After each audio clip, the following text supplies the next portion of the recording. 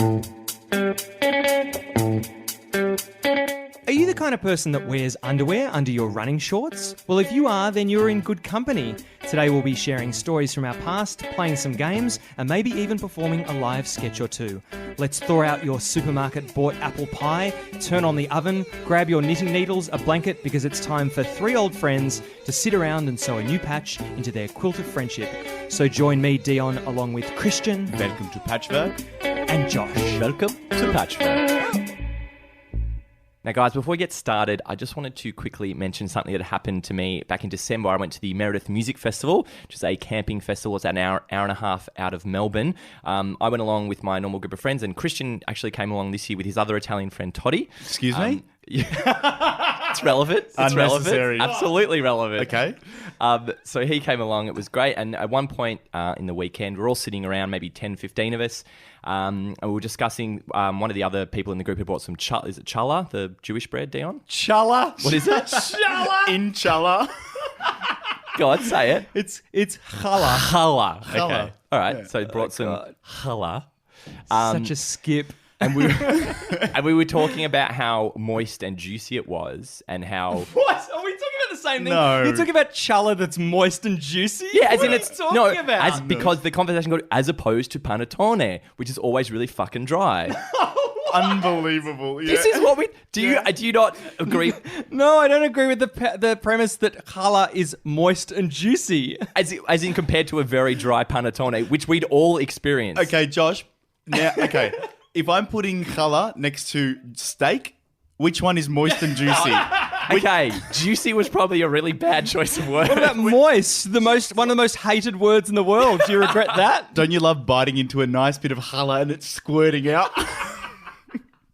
Okay, my point is, let me get to my point. Okay. That it wasn't dry. And we were saying that panettone that we've all experienced, everyone in the group, was that panettone is very dry. And so we asked Christian and we asked Toddy, like, is that normal? Are we eating the best panettone we can eat when everyone we've had is really, really dry?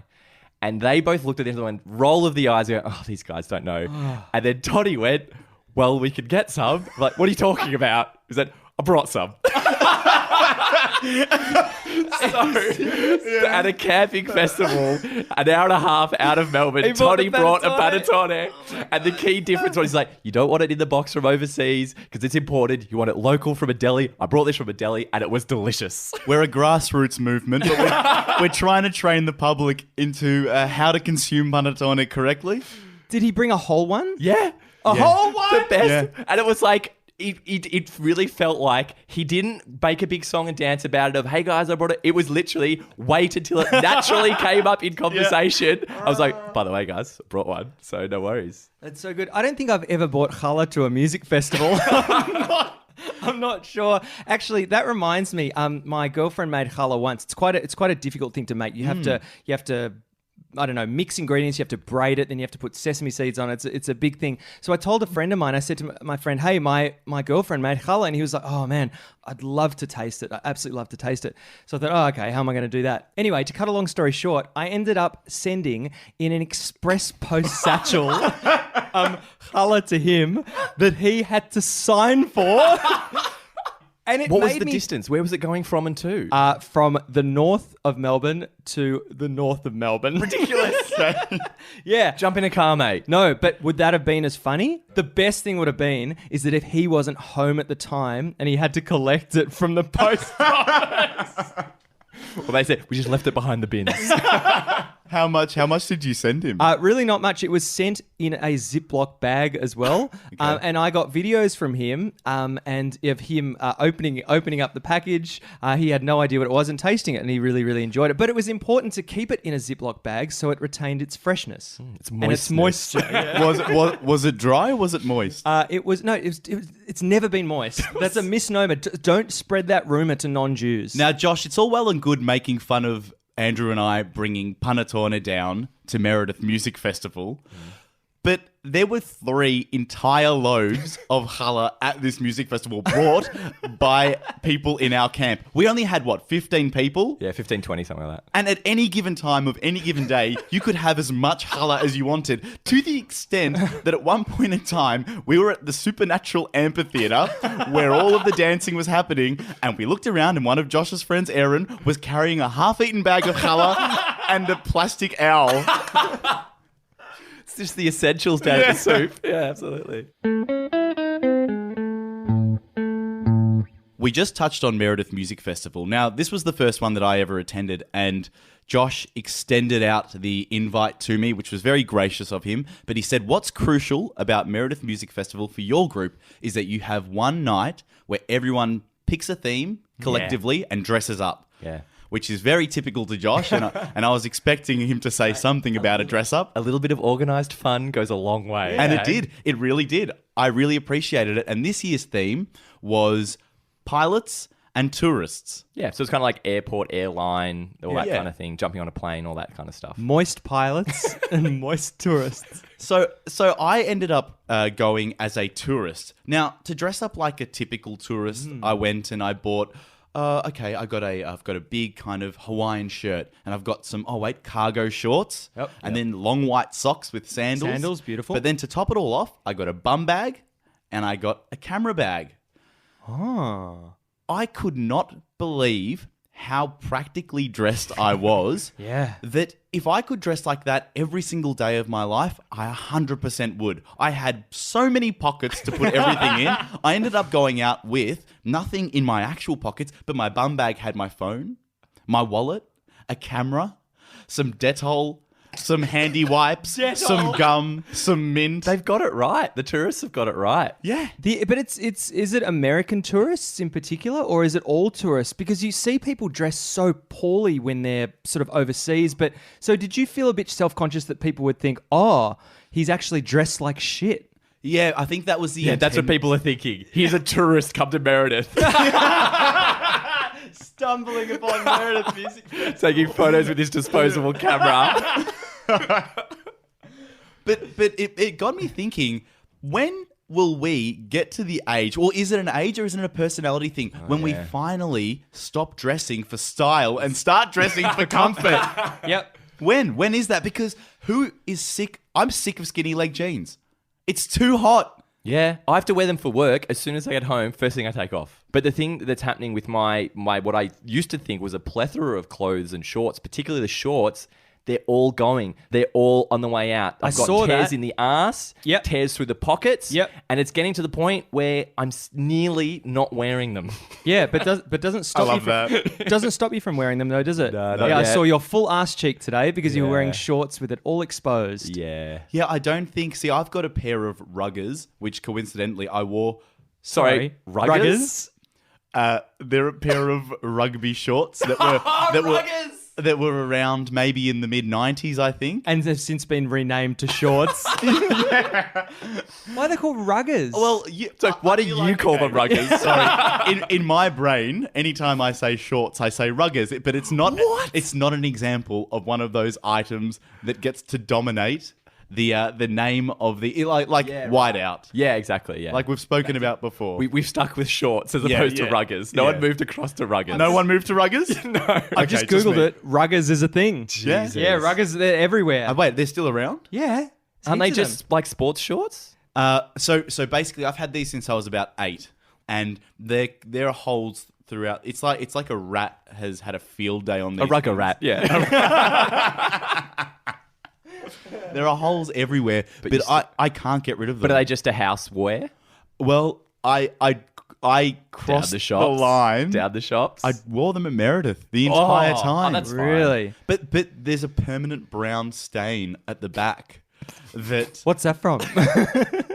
that I got from sitting on dirt and shitting myself. But I can't get rid of these shorts because they know my body. Well, they're sentimental to them. If you've had them since you were 8, that's absurd. Sorry, they know your body because you've allowed to By the shit way, in them. You know what's...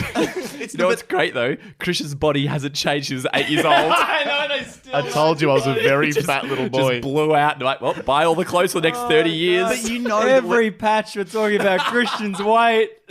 but you know that when you wear a pair of new shorts, that they don't give back. Yeah. They don't have that same relationship with you like an old pair of shorts. Yeah, I've got no idea what you're talking about. They're just a pair of shorts. I'm with Christian. Thank That's you, why I'm Josh. reluctant to buy new ones. Yep. All my ones are super comfortable. No, but sports shorts are very different from casual shorts that you wear out.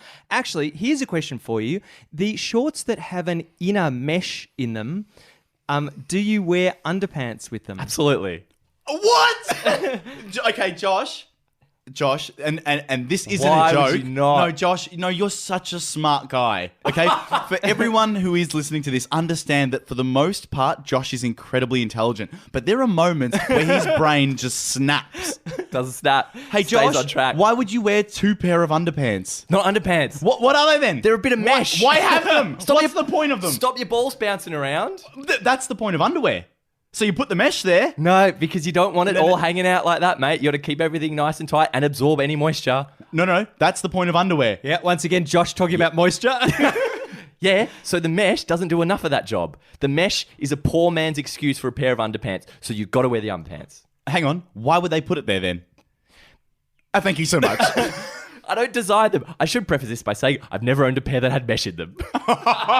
So you're saying if you ever wore meshy shorts? Yeah, I would wear underpants for sure. Okay. Okay, here's a question. Do you wear underwear underneath your board shorts? Absolutely not.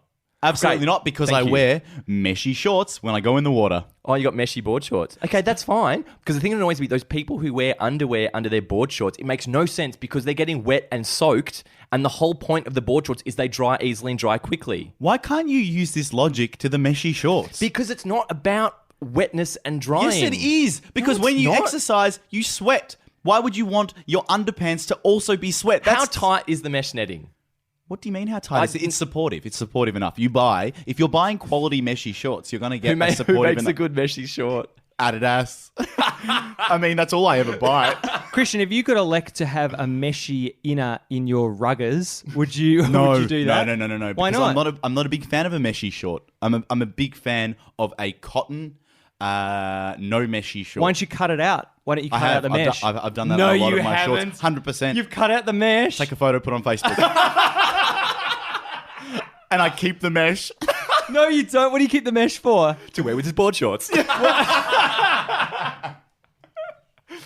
But if you could design some jeans, Christian, would you design jeans with a mesh inner? Oh, that's an interesting one. I would have the mesh inner in my jeans because I'm not a massive fan of wearing underpants. Full stop. Thank you so much. Well, there the truth comes out finally. Wait, so what would you prefer to wear if you didn't wear underpants? Nothing. Really? Yeah. Do you ever wear pants without underpants? Currently. Be honest with us. Currently. Photo, Facebook. So you kind of wear underpants under protest. So you love the mesh then because you're like, great, finally I can take these guys off. Yeah, a lot more. But you feel compelled with a normal pair of pants, so you have to wear underpants. Is that because society tells you that, or you need to not Yep. get caught in the zip? What Yeah, is it? yeah. No. It's more so my fear that at any given point in time, a larrikin comes around and decks me. Dax you or dex you? And decks me. Did you ever get dacked as a child? Is that from something? No, but I think that I didn't play with kids a Christian's lot always because been on the verge of getting dacked. I've just been so fearful that it's around the corner. And I can't believe that I've gone 27 years and never been dacked. It's going to happen one day and I'm going to have underpants on when it does. I really want that to come back. I don't know if that's happened elsewhere outside of Australia, but there was a time when I was at school where school, yeah. everyone was doing it. Everyone was just Yeah. getting dacked all over the place. There was a little grass slope at school that we called the grassy knoll, and the dacking, it was twofold. It was a dacking and then a bum drag. So you'd grab the ankles and just then run an them down the assassination hill. of the president. Actually, one of my favorite things that happened in the schoolyard, I don't know if you guys experienced this, was that thing where you'd be standing up, someone would crouch behind you, and someone else would push you over that crouched person. Yeah. And I remember one day, it was like, I think it was in like year 8, I would have been like 14 years old. And this one day of me looking over the whole yard and everyone in trepidation and people sort of squatting and standing up and getting pushed. But it's that thing of, and it got to the point at our school that people were literally walking around holding their pants. Like at recess and lunchtime. Well, I know it's probably going to happen. I'll just grab onto the belt. Christian, do you think that school trousers should have mesh inbuilt in them? I think that we should wear overalls at school. New school policy.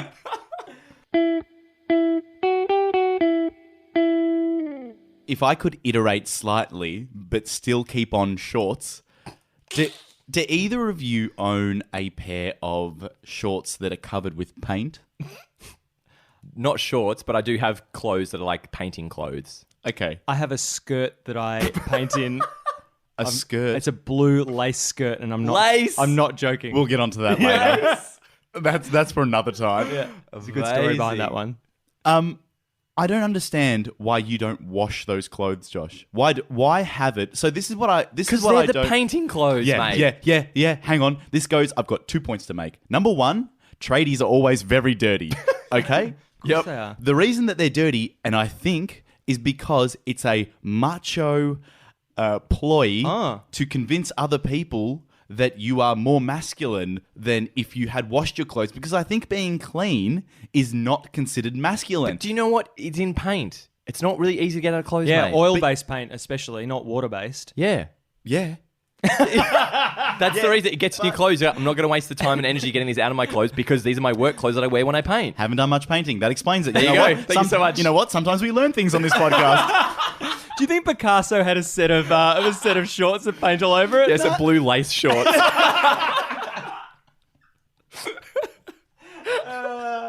It doesn't explain why tradies don't wash their They clothes do after. wash their clothes, mate. Listen, just because you've literally seen a few tradies with some specks of paint on their shorts. No, but they're also very muddy. You're so, you know what? You're having a go at Josh for being an intelligent human being. You're an intelligent person. Yes. You're either making a funny point here or you're being an idiot, because you know why tradies are dirty. It's because they're on their hands and knees all the time, fiddling around with pipes. Yeah. You can tell that none of us have done much manual labor. You know, we're all struggling to find what they do. So white collar. Fiddling with pipes and digging holes. So you're thinking that I got a bit of paint on my clothes, I'll take it home, wash it that night, the paint will come out. Okay. I don't think that's what happens. Okay, Yeah. let's take paint aside. Here's what I'm thinking. I'm a tradie. I'm going to buy 5 t-shirts and 5 pairs of shorts. After day 1, it's very dirty. I'm going to go home, put it in the wash, get a fresh pair of clothes for day 2. But Wait, you know what they do? You're going to put a t-shirt and the shorts just in the wash, just those items. If you got to wait. But the main point is you're grabbing a fresh one for the next day. I am. But I feel like what they're doing is letting it accumulate. Go for the week. Yeah, so that when people see them, they go, Jesus, what a hard-working It's not- tradie. That's not what they're looking at. They're thinking, hey, it's like making your bed in the morning. This is going to get gross at work. It's going to get dirty at work. Maybe I'll just let it get dirty again. Christian, that is such a stupid point. That's like saying that an office worker doesn't wear deodorant so you can see the sweating under his arms so you know how hard he's working. How hard he's typing. It's the same thing. It's not the same thing because an office worker comes to work with fresh clothes every day. No, the point is, it's not about a look. It's more about practical use of time and resource. It's like, I've got this, my painting clothes, which are kind of like my dad's painting clothes because I paint so infrequently. But it's like, there's no point in cleaning them or getting them nice and pristine because they're just going to get paint on them next time. So this skirt that I own, I one day was going to help a friend paint their house, and I didn't have any of my own clothes that I was willing to sacrifice to paint. So my girlfriend had a bag of all of these clothes she was going to op shop. I had to be really quick about leaving and getting together. We're going to try to clothes. back explain this. know. I had to be so quick. And so I went and I grabbed this blue skirt, and I was like, it's just going to be us. No one's really going to care. It's going to, I can't be painting my underwear. Anyway, I got to the house and my friend's family was all there helping out. So what I had to do was I had to wear this skirt and I sort of had to explain to someone, and I sort of said to them, sorry, this is just all I could find. There's nothing I could do. That in mine, my legs looked great in it. You had to put the heels on as well, and the bra. And a bit of lippy. There's a bit of paint. There's a bit of painter's lippy. I'm going to reach the high spots. I need my heels. Stop looking up my skirt. And what were the rest of the family wearing? What kind of clothes were they wearing? They're all Presumably they'd gone with shorts and t-shirts. yeah, pretty normal stuff. Because I'm actually kind of okay with you doing that, because essentially your thought of it's just going to be me and my friend, we're just going to be painting completely fine. I'm all for that. Do you wear boxer shorts? Do you have a problem with wearing boxer shorts when people come over to your place? As in just the boxer shorts Yeah, and just the nothing boxer shorts underneath? and a shirt. Yeah. So essentially you're asking, is it okay to wear underwear around your friends? No, That's the question. well, no. That's the question. No. I draw a distinction between underwear and boxer shorts. Really? Yeah, because I don't use boxer shorts as underwear. I use them as boxer shorts. Hang on. Boxer shorts are underwear, though. Yep. You can't redefine what they do. Okay, no. Well, I can redefine. What's the difference between, practically between boxer shorts and ruggers? What's the difference? They're thinner? It's the material? No, boxer shorts are designed to be slept in. Ruggers are not. Why are they designed to be slept in? Because they're made of Why? silky material. So why is it then unacceptable for me to wear something that's designed to be slept in around my house? the same reason it's unacceptable to paint in a blue lace skirt. I'm just here to challenge your views on things. That's all I'm here for. That's why God put me on this earth. But it's fine to be like, I like to wear boxer shorts around the house and it's fine when my friends come around. But don't pretend that they're not underwear. Yeah. They absolutely are underwear. So- wear them under. So if someone said, "Hey, what was Dion wearing the other day around his house?" Would you say underwear or boxer shorts? Boxer shorts. Right. Why wouldn't you say underwear? Because they're not underwear. Exactly. They are. Thank you, Christian. So I've, as we all know, I've got a lot of pajamas. I probably As wouldn't, we all know. We all know, everyone. I probably wouldn't wear pajamas if I had friends coming around. Really? Why wouldn't you wear pajamas just because you sleep in them? You draw this weird demarcation between what you sleep in and what you wear around. I draw a demarcation between Do you know what I really love? I love in these kind of moments. I love looking over at Christian and seeing whether seeing whether he's seeing who he's with and seeing whether his mind is sort of ticking over. I think he's with me on this one, Dion. Christian, who you with? If I may summarize the points. Dion, your argument, please, in a sentence. Okay, my argument is that boxer shorts aren't underwear, and you should be able to wear them around the house without comment. Josh. Boxer shorts are underwear and were designed as such, and you don't get to decide how to redefine what they are. Boxer shorts are underwear. You can't redefine what they are. Stop painting in a skirt.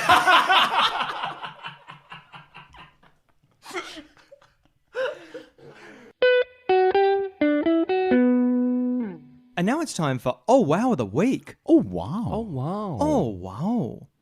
Until 2006, the space shuttle never flew on New Year's Day or Eve because its computers couldn't handle a year rollover. Oh, wow. Oh, wow. Oh, wow. Oh, wow. I had an experience recently that I'm sure you've all experienced of unfriending someone on Facebook, and it made me reflect and think about the reason why I did it. And what are the reasons these people that have been friends on my list for however long that makes me finally switch over and go, why am I still friends with this person? I don't care. And I realized it's to do with when there is a major life event of theirs that I kind of don't really care about, I go, I'm not that interested in this person. I'm really not that interested in this person. So, seeing people out with friends or whatever, that kind of thing. But as soon as it's like, oh, a wedding, or I graduated and I had a baby, if I feel nothing for that moment, I'm not like, oh, awesome, great for you. I just go, don't need this anymore. If it's a wedding and you're not invited, is the implication that you should unfriend them immediately anyway? No, because I think it's okay if you're not invited to the wedding, because there's still people I care about who I wouldn't necessarily expect to be invited to their wedding. So like a lot of my uni friends, I still love a lot of those guys, and I love seeing what they're up to and seeing what they're doing. And if they had a wedding, I'm not offended in any way if I don't get invited. That's true. But then there are someone on the fringes, because I used to run the orientation program at uni, and a lot of first years would always add me on Facebook, and being the nice host, you're always like, oh, you don't want to make them feel unwelcome or anything, so you gain all these people, and then like a year later, 2 years later, some have lasted 5, 6, 7 years, and I go, why am I still? I met this person on camp for 3 days. I have nothing to do with them. So I did the same thing. I friended the orientation guy when I did my... You friended me. Yeah. The equivalent. The equivalent of Josh. But the funny thing was that I went through my entire university degree, finished, he was still putting photos up from uni. He's still, weird. To this day, as a probably 35, 36-year-old, still at university, what a still legend. Photos from around campus. I'm very similar to Josh in terms of that major life event, but mine is if they've got a birthday and I'm not going to wish them happy birthday, either in person or on Facebook, they're gone. And the other metric that I found was really, really telling was if I see them in public would I go up and say hello. Good And one. I've had people that I literally saw like on the other side of a tram, or you're walking through a crowd and you see them, and I didn't go out of my way, and I was like, I'm just going to look down the street because I don't want to talk to them. And I was like, why are they friends on Facebook then? Get rid of them. Do you think that they would say hello to you if they saw you? No, I reckon if they saw me, they'd have the same inclination of like, I really have nothing to say to this guy. Yeah. Let's scrap it. Let's get out of it. One of the reasons that I found myself... So I'll never delete someone on Facebook. I'll just unfollow. And a couple of years ago... Yeah, why though? Relax. You're missing the Can I explain myself? So a couple of years ago... just jump down your throat. Why? God, let's from now on, let's have an official Josh getting angry tally. Now for I love it. I hate it. now for anyone who's obviously just maybe started listening to the podcast or even started from the very start, just know something about Josh. It's happening. That Josh can go from 0 to 100 in a split second. We all just witnessed it then, which is fantastic because we've got audio evidence. But I'm going to keep a personal tally of when it happens on the podcast. Josh, that's 1. Sorry, Christian, please. Don't finish need your story. apology. Yeah, okay. Okay?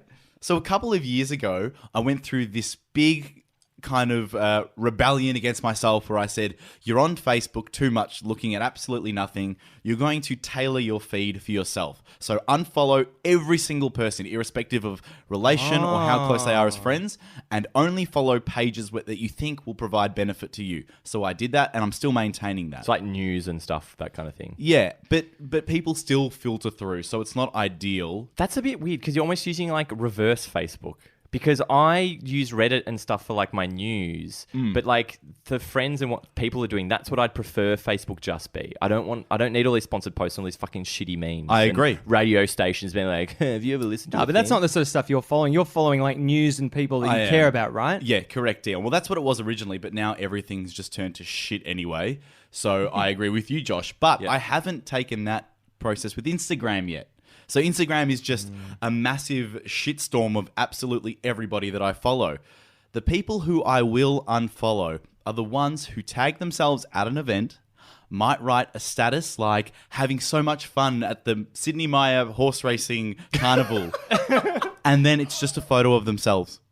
Yeah. I cannot stand it. If you're going to tag yourself somewhere, if you're going to talk about the event, let the photo be of the event, not of you. Thank you so much. That's such a good point. Those people that go to weddings and say, wedding of the year, and then they have a photo of them and their girlfriend or them and their boyfriend. Like, this isn't about you. It's about the wedding of the year. The 6th wedding of the year. Show me why it's the wedding of the year. Where are the horses on horseback? Name a more iconic duo. Oh, God, that stuff. But, Christian, I don't understand why you continue to be on Instagram. Like a platform like that, I can imagine you just snarling at it, like scrolling through it at night and just going, I fucking hate this part of the world. I hate what the world has become. I kind of think that I need a bit of self-hate. I need that scrolling to go, wake yourself up, you piece of shit. Really? The self-flagellation of the olden days, you now scrolling through Instagram is the same for you. Yeah. I'm like a monk with a rope. Scroll. 9 scrolls. Scroll. I used to have a 1 in, 1 out policy on Facebook, though. I used to You're like China. I was meeting a lot of Chinese people, and I thought, I can't have this. Chinese. But I used to like to sit at 400, and I was like, I'm going to sit at 400. When it was like 1-to-1, like I'd occasionally meet someone, it worked really well. But as soon as you start to get into these different worlds and different parts, like I'm starting a new sports team, or I'm starting to work somewhere else, I'm doing this thing, it just balloons out, and you go, I can't. So I've the one in, 1 out is been abandoned. What is it now? Abandoned. 1 in, 2 out? No, 2 in, 1 out. I don't consider it. It's just waiting for those moments and those life events, like I was saying, that I go, I don't need this person anymore. And the seeing them in person is the biggest teller. I feel that to me is the biggest metric when I finally see them again and I go, I didn't want to talk to them. The other thing that gets a bit awkward and confused is when like couples and stuff break up And there's always that moment of, and I've had it with girls previously of like, do I unfriend them or do I just leave it? Or, does that look rude and that kind of thing? And there's a guy at work who showed me one thing that this couple that he knew did, which I've never seen before. And I don't know if it's a thing, but it was bizarre. So what it was is I think it was the girl posted a photo. So they'd just broken up, posted a photo of them together. Yeah. And then had this as the tag for it. It was, thank you for 3 beautiful years. I hope you find what you're looking for. You mean so much to me and always will. I love you. And tagged the other person in it. What? And the best thing about it was someone who clearly hadn't read the post commented, cuties. That's great. All it deserved as well. Why do you need a public announcement that you're breaking up with people? Yeah. Jesus. What's the purpose of that post as well? What are they looking to gain out of that? Is it direct communication to the former partner to be like, hey, but surely you would have discussed this. Yeah. Like in the whole breakup thing, you would have gone through all of this stuff. I got a notification the other day saying so-and-so has poked you. Yeah. I was like, excuse me? Who is still... Because you have to search for that feature. Who's searching and going, geez, I reckon this guy would love a poke. I'd love a poke from me.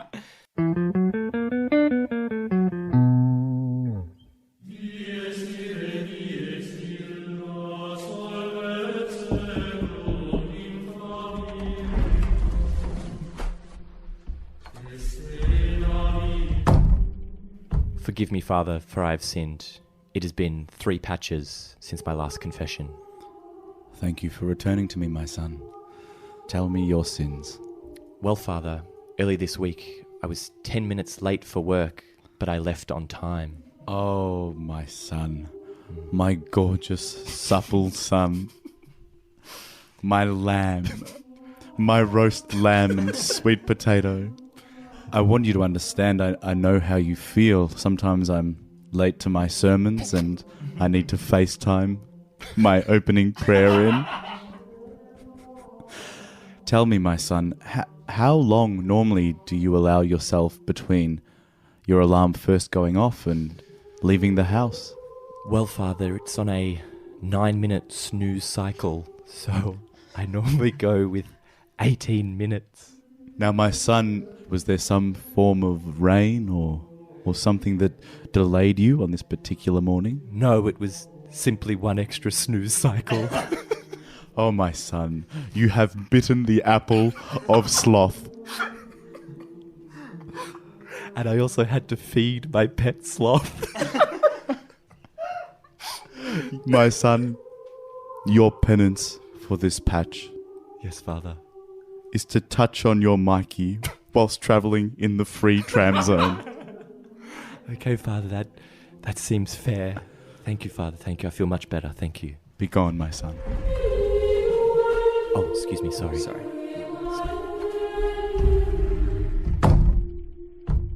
Forgive me, Father, for I have sinned. It's been 3 patches since my last confession. My son, thank you for the courage to sit back down in front of me on this uncomfortable seat. Tell me, what are your sins?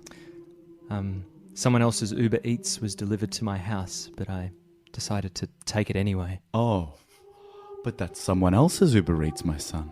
Had you eaten dinner yet? I did have a little snack. I had some salmon on Vita Wheats, but it wasn't enough to fill me up. The temptations of the devil come in many disguises. Surely there was some reason, though, that you accepted this delivery. Do you live in quite a large share house, my son? It's a block of flats, and the people the previous night had been making lots of noise, so I thought I'd get them back. May I tell you a very short proverb? It is a story of Jesus walking from Jerusalem to Nazareth. He did speak. Do unto others as you want done unto you. He received his Uber order Eats and walked the entire way to Nazareth to deliver that chicken adobo burrito from Fonda Mexican. My son, this parable, let it live through you going forward. Thank you, Father. Thank you, Father. Your penance is to order your next meal from a restaurant with less than 4 stars and still tip your Uber Eats courier. All right, Father, I'll do it. Now fuck off.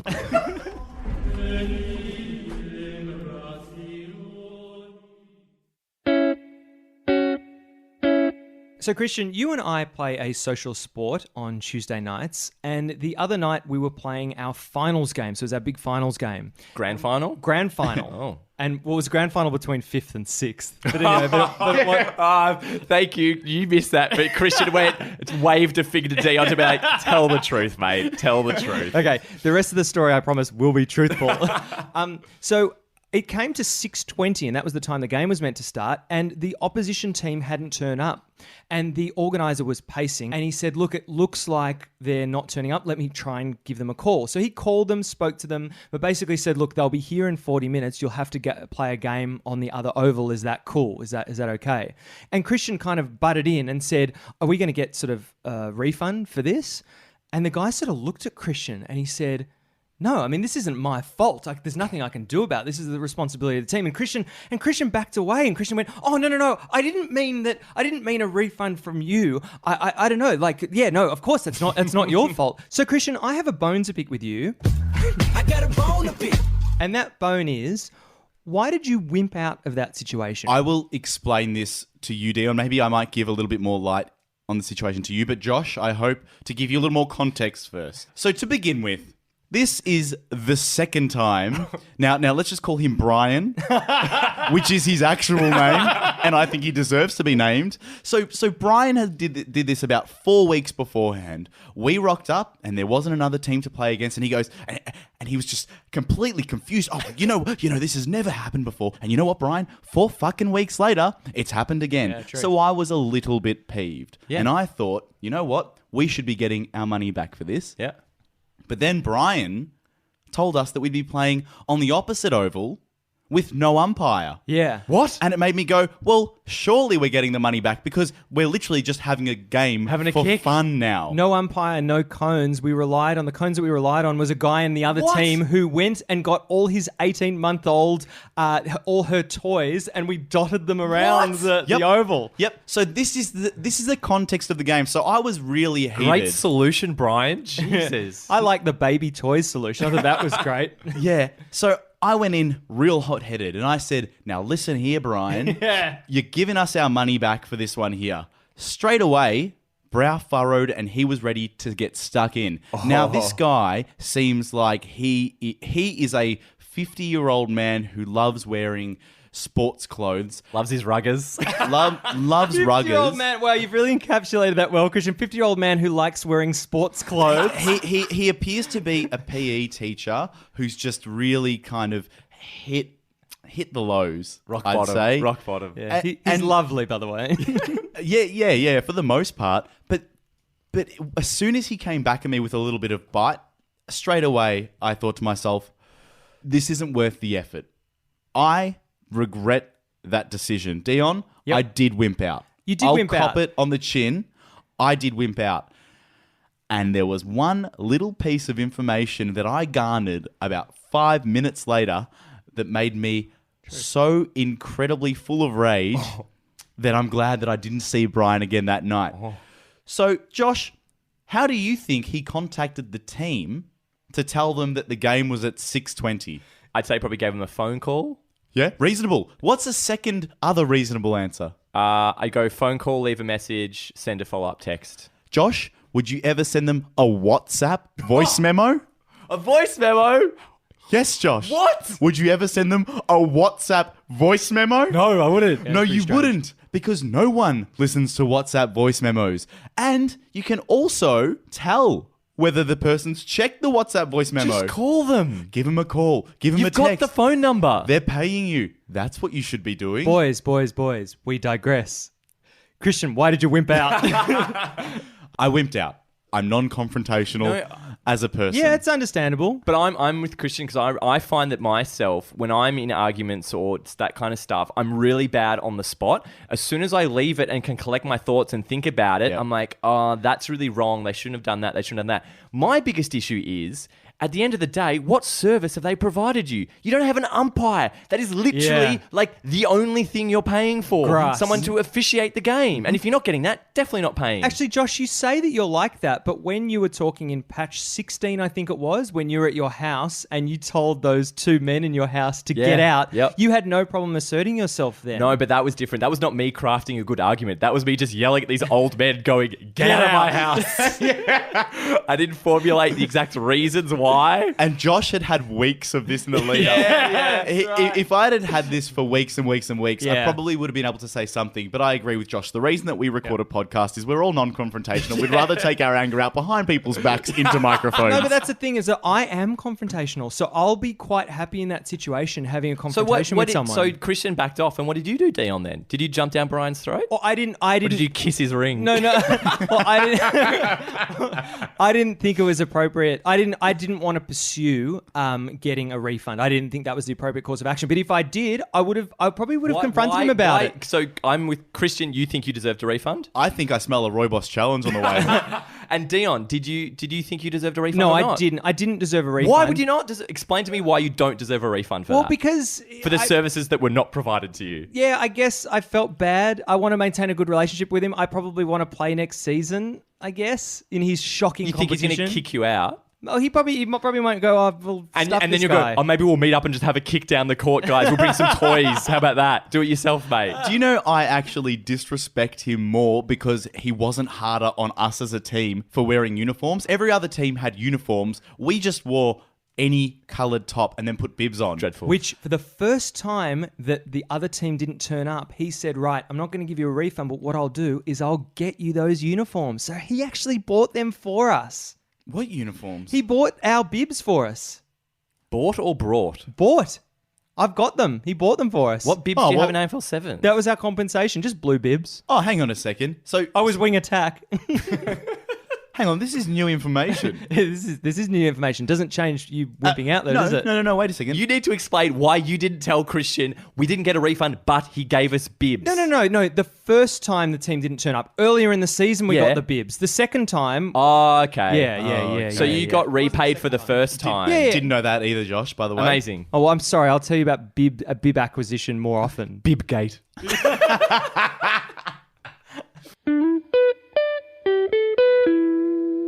Really, really good. You know what's really, really good? Really, really good. You know what's really, really good? You know what's really good? Being a younger brother and leaving all family gift purchases up to your sister. Really good. Really good. Really good. Really good. Do you know what's really good? When two single odd socks go together. Really good. Really good. Really good. Do you know what's really good? Plants that need very little water and sun to grow. Really good. Really good. Really good. We love hearing your really good, so make sure you send them through to us through Facebook or Twitter or Instagram, whatever apps you use. Or if you happen to be at the Meredith Supernatural Amphitheatre, you can deliver them live to us in person, just like this next one. You know what Steph Warner thinks is really good? When you get to the end of an overseas trip and manage to spend all of your local currency before you leave. Really good. And you know what Georgia Brooks thinks is really good? When you hear the bells at a level crossing start to ring just after you've passed through it. Really good. Really good. Georgia. And you know what Jasmine Fizzle thinks is really good? When you're turning right at an intersection and you just make it through on the orange. That is really good. Really good. You know what's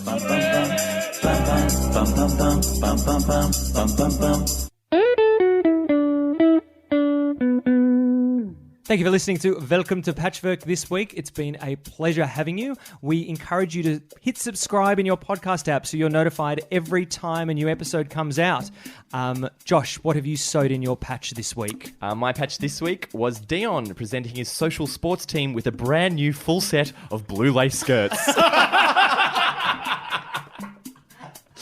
And Christian, what patch did you sew into the quilt this week? Josh, the patch that I sewed this week was a panettone receiving Italy's first gold medal for wettest carbohydrate. Dion. What did you sew into our quilt this week? My patch this week was Christian sitting on his bed sewing mesh lining back into his shorts. Thank you for listening to Welcome to Patchwork this week. I've been Dion. I've been Josh. And I've been Christian. Goodbye. Goodbye. Goodbye.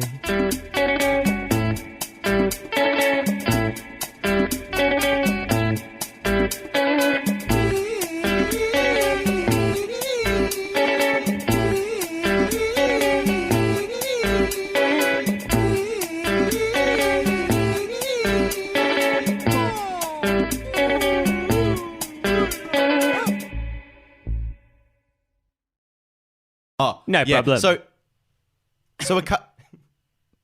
So a cut. So cut. So a cut. So cut. So a cut. Bye. Bye. Oh, what was I saying?